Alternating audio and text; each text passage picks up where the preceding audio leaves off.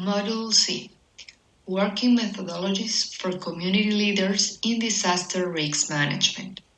This module is aimed to all community leaders. Disaster risk management is the way in which all measures to prevent and cope with disasters are implemented. During this module, we will provide elements to help us understand the importance of disaster risk management, see the different modalities and measures of disaster risk management, and provide simple risk analysis methodologies.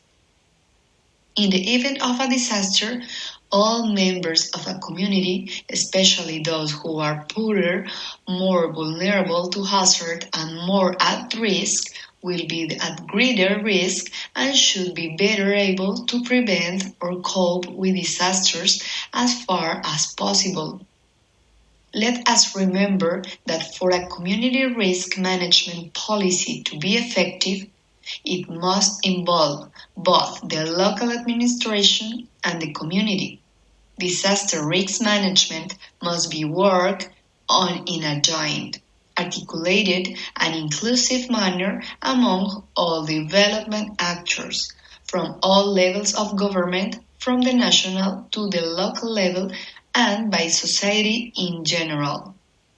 It is important to emphasize in this introduction that for community participation to be effective in disaster risk management, it is not only a matter of the process being participatory, but it must also have a series of critical components that must be guaranteed.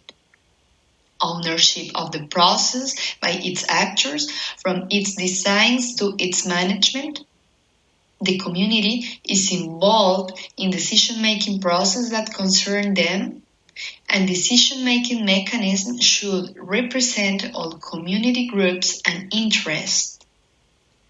There are different methodologies that can help us when elaborating the different risk management measures, some of which are detailed in depth in the other modules.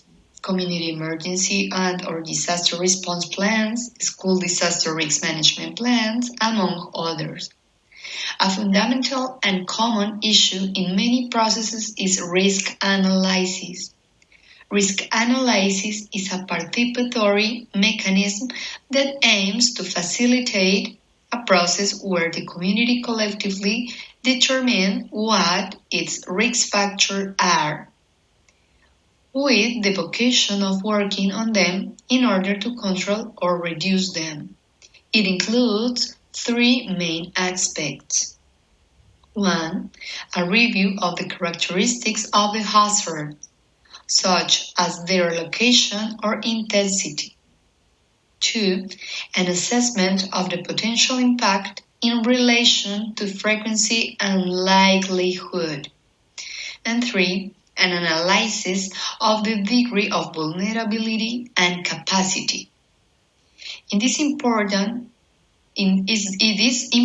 to analyze the capacities and vulnerabilities of each group of people in the community: men, women, children, older people, people with functional diversity, indigenous people, among others.